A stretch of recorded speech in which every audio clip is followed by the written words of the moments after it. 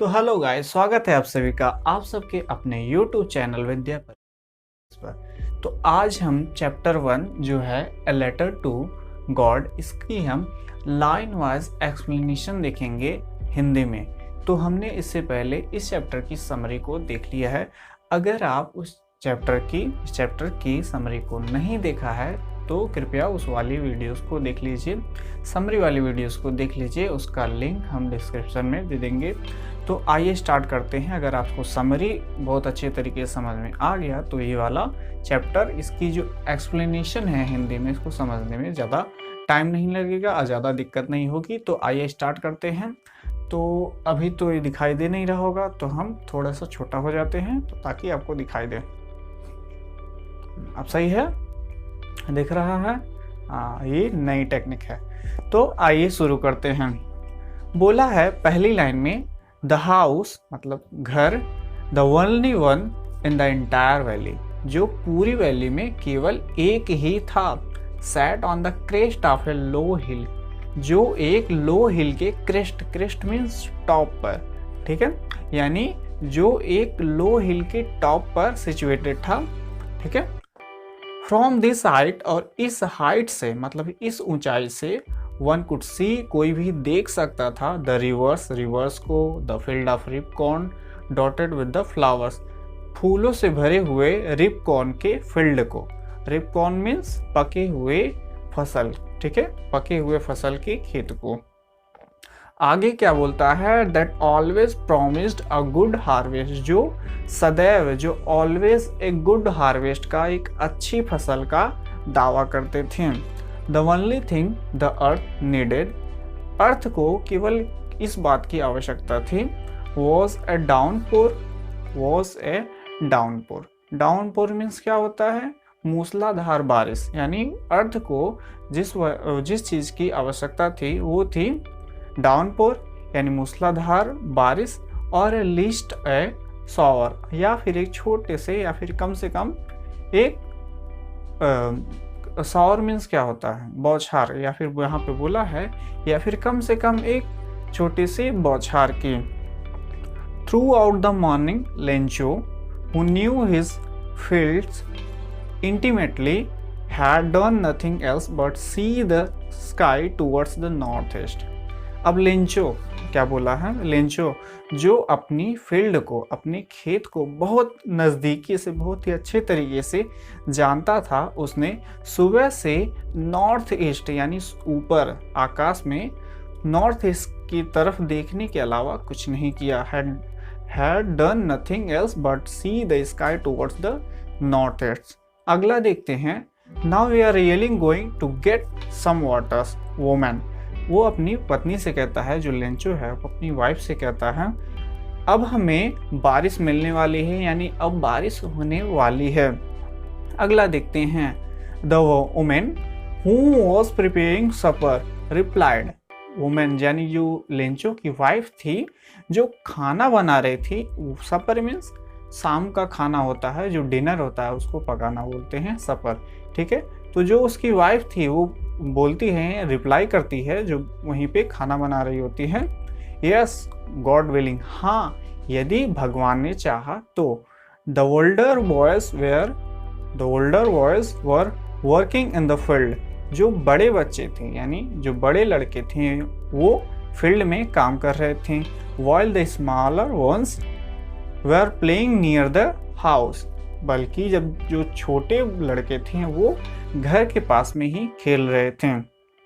अगला देखते हैं, until the women called to them all, जब तक उनकी, ठीक है, जब तक उनकी मतलब जो लेंचो की वाइफ होती है, जब तक उनको खाना खाने के लिए बुलाती नहीं है, जब तक उनको बुलाती नहीं है, क्या बोलता है, कम फॉर डिनर, खाना खाने के लिए आ जाओ। It was during the milk that just as, यानी वो ठीक समय था जब, जैसे ही सब लोग खाना खाने बैठे उसी समय की बात कर रहा है। अगला देखते हैं, just as Lencho had predicted, जैसा कि लेंचो ने प्रिडिक्ट किया था, big drops of rain began to fall, बारिश की बड़ी बड़ी बूंदें गिरना शुरू हो जाती हैं। इन द नॉर्थ ईस्ट में huge mountains of clouds could be seen approaching. North east में ऐसा देखा जा सकता था कि बादलों का पहाड़ यानी बहुत सारे बादल एक दूसरे को अप्रोच कर रहे थे, यानी आते हुए दिखाई दे सकते थे। आगे क्या बोला है? The air was fresh and sweet. जो हवा थी वो फ्रेश थी और स्वीट थी, यानी ताजी थी और सुहावनी थी। आगे क्या बोलता है? The man went out for no other reason.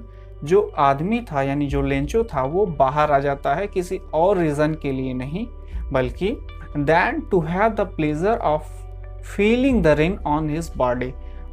बल्कि वो किसी और रीजन के लिए नहीं, बल्कि वो बाहर आ जाता है आनंद लेने के लिए, मतलब प्लीजर यानी आनंद लेने के लिए। जो बारिश की जो बूंदें हैं उनको अपने शरीर पर, अपनी बॉडी पर महसूस करने के लिए वो इस कारण वो घर के बाहर आ जाता है। अगला देखते हैं। And when he return to the he exclaimed. जब वो वापस आया तो उसने कहा, these are rain drops falling from the sky. These are not rain drops falling from the sky. ये जो स्काई से यानी आसमान से गिर रही हैं वो बारिश की बूंदें नहीं हैं। They are new coins. ये न्यू कॉइन्स हैं, ठीक है। इनको न्यू कॉइन से कंपेयर किया गया है। The big drops are 10 cent. जो बड़ी बूंदें हैं वो 10 सेंट के पीसेस हैं। The big drops are 10 cent pieces, ठीक है। जो बड़ी बूंदें हैं वो 10 सेंट के पीसेस हैं। And the little ones are 5। और जो छोटी बूंदें हैं वो 5 सेंट के पीसेस हैं, ठीक है। अगला देखते हैं। With a satisfied expression he regarded the field of ripe corn with its flower. एक सेटिस्फाइड एक्सप्रेशन के साथ यानी संतोष से भरे हुए एक भाव के साथ वो अपने खेतों को देखता है। वो जो खेत था उसका रिपकॉर्न से भरा हुआ और फूलों से भरा हुआ उसको देखता है। Draped in A curtain of rain, ठीक है। वो देखता है और ऐसा महसूस करता है कि उसका जो खेत है, रिपकॉर्न का जो उसका जो फसल वाली जो खेत है वो क्या है, बारिश में लिपटी हुई है, बारिश से ढकी हुई है, ठीक है। इसलिए यहाँ पे बोला गया draped in a curtain of rain. But suddenly a strong wind began to blow. But अचानक से एक स्ट्रॉन्ग वाइंड बहना शुरू हो जाती है। स्ट्रॉन्ग वाइंड बहना शुरू हो जाती है यानी तेज हवाएं बहना स्टार्ट हो जाती हैं। Along with the rain, very large hailstones began to fall। मतलब बारिश के साथ जो ओले भी पड़ना स्टार्ट हो जाती है, बहुत ही अमाउंट में ओले भी पड़ना स्टार्ट हो जाती है। इसलिए यहाँ पे बोला गया है along with the rain यानी बारिश के साथ very large hailstones began to fall, ठीक है, यानी भारी ओलाबारी होने लगती है। आगे देखते हैं। These truly did resemble new silver coins। अब ये वास्तव में, अब बोलता है अब ये वास्तव में न्यू सिल्वर कॉइन्स की तरह दिखती हैं। अब जो ओले पड़ते हैं उनका कलर जो होता है कुछ वाइट में होता है, सिल्वर कलर, इसीलिए उसको सिल्वर कलर के कॉइन से कंपेयर किया गया है और बोला गया है this truly did resemble new silver coins. यानी अब ये जो बूंदे हैं वो एक क्या कहते हैं, न्यू सिल्वर कॉइन्स की तरह रिसेंबल करती हैं यानी प्रतीत होती हैं। द बॉयज, जो बॉयज होते थे, exposing themselves to the rain, मतलब रेन से होते हुए, बारिश में होते हुए, भीगते हुए क्या होता है, ran out to collect the frozen pearls. वो क्या करते हैं, दौड़ जाते हैं, रैन आउट दौड़ जाते हैं कलेक्ट करने के लिए फ्रोजन पर्ल्स को। अच्छा, यहाँ पे फ्रोजन पर्ल्स बोला गया है। जो ओले हैं, जो हेलस्टोन्स हैं, उनका जो दिखाव मतलब वो दिखते हैं वो कुछ मोतियों की तरह दिखते हैं, इसीलिए इसको यहाँ पे फ्रोजन पर्ल्स इसको बोला गया है। अगला देखते हैं। It's really getting bad now. अब ये बहुत बुरा हो रहा है, अब ये वास्तव में बुरा हो रहा है, ऐसा लेंचो कहता है। एक्सक्लेम्ड द मैन, मतलब आदमी कहता है। कौन सा आदमी, जो लेंचो है वो कहता है कि अब ये बुरा हो रहा है। I hope it passes quickly, मैं आशा करता हूँ कि ये जो बारिश है वो जल्द ही समाप्त हो जाए। ठीक है, it did not pass quickly, ये जल्दी समाप्त नहीं होता है। अब जो बारिश हो रहा है तो उसको कौन रोक सकता है। ठीक है, तो ये वो सोचता है कि जल्दी से ख़त्म हो जाए, लेकिन ये जल्दी समाप्त नहीं होता है बारिश। ठीक है, for an hours the hail rained on the house, लगभग 1 घंटे के लिए, यानी 1 घंटे के लिए जो ओलाबारी होती है, कहाँ कहाँ होती है, ओलाबारी होती है, मतलब ओलों की बरसात होती है। ऑन द हाउस, घर पर, द गार्डन, गार्डन पर, द हिल साइड पर, कॉर्नफील्ड, कॉर्नफील्ड पर, ऑन द होल वैली। ठीक है, ऑन द होल वैली। और इसी तरह घरों पर, बागीचों में, हिल साइड पर, कॉर्नफील्ड यानी उसके जो खेत थे, पके हुए खेत फसल वाले, उस पर बारिश होती है। ऑन द होल, और इसी तरह पूरी वैली में 1 घंटे तक बारिश होती है। ठीक है, आगे देखते हैं। द फील्ड वॉज वाइट, अब जो फील्ड होती है, उसकी जो खेत होते हैं, वो पूरी तरीके से वाइट हो जाती है। As if covered with salt, मानो जैसे साल्ट से ढक गए हों, यानी नमक से ढक गए हों, ऐसे दिखते थे, मतलब एकदम वाइट दिख रहे थे। ठीक है, आगे देखते हैं। Not a leaf remain on the trees, पेड़ों पर जो ट्रीज थे उन पर एक भी पत्ते नहीं बचे। ठीक है, यानी सारे के सारे बर्बाद हो गए। आगे देखते हैं। The corn was totally destroyed, जो फसल थी वो पूरी तरीके से डिस्ट्रॉय हो गई। The flowers were gone from the plants, जो फ्लावर्स थे प्लांट्स पर वो जा चुके थे, यानी वो भी डिस्ट्रॉय हो चुके थे। Lencho's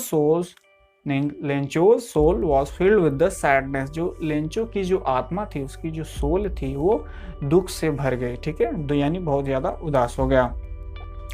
When the storm has passed, जैसे ही तूफान शांत हुआ, he stood in the middle of the field and said to his son, वो अपने खेत के बीच में यानी मिडल में जाकर खड़ा हो गया और अपने सन्स से बोलता है, क्या बोलता है? A plague of the locust would have left more than this। ठीक है, कहता है कि जो लोकस्ट का जो ग्रुप होता है, ठीक है, यानी जो टिड्डियों का जो दल होता है, वो भी इससे ज़्यादा छोड़ जाता था, लेकिन क्या बोला है? लेफ्ट मोर देन इस, मतलब इससे ज़्यादा छोड़ देता था। यानी जो अगर टिड्डियों का, इसका कहने का मतलब है, अगर टिड्डियों का दल आ जाए, मतलब टिड्डी यहाँ पे आ जाए बहुत सारी, तो भी फसल को इतना नुकसान नहीं पहुँचाती है जितना कि ओलो ने पहुँचाया। The hell has left nothing, लेकिन जो हेल थी यानी जो ओलो ने कुछ नहीं छोड़ा। ठीक है, कहता है कि जो टिड्डियों का दल है इससे ज़्यादा छोड़ देता है, लेकिन जो हेल जो है यानी जो ओलाबारी हुई है उसने कुछ नहीं छोड़ा। This year we will have no corn, इस साल हमारे पास कोई भी कॉर्न यानी कोई भी फसल नहीं होगी। That night was a sorrowful one. ठीक है, वो जो रात थी, क्या बोला है? That night was a sorrowful one. ठीक है, वो जो रात थी वो बहुत ही दुख से भरी हुई रात थी। All our work for nothing, अब जो लेंचो कहता है कि हमारी जितनी भी जो हमने काम किया है उसका कोई भी रिजल्ट नहीं आया, मतलब उसका कोई भी लाभ नहीं हुआ। ठीक है, वो for nothing all our work, हमारे जितने भी वर्क थे वो फॉर नथिंग यानी उनका कोई भी लाभ हुआ नहीं, ये लेंचो कहता है। There is no one who can help us, यहाँ पे ऐसा कोई नहीं है जो हमारी हेल्प कर सके, जो हमारी सहायता कर सके।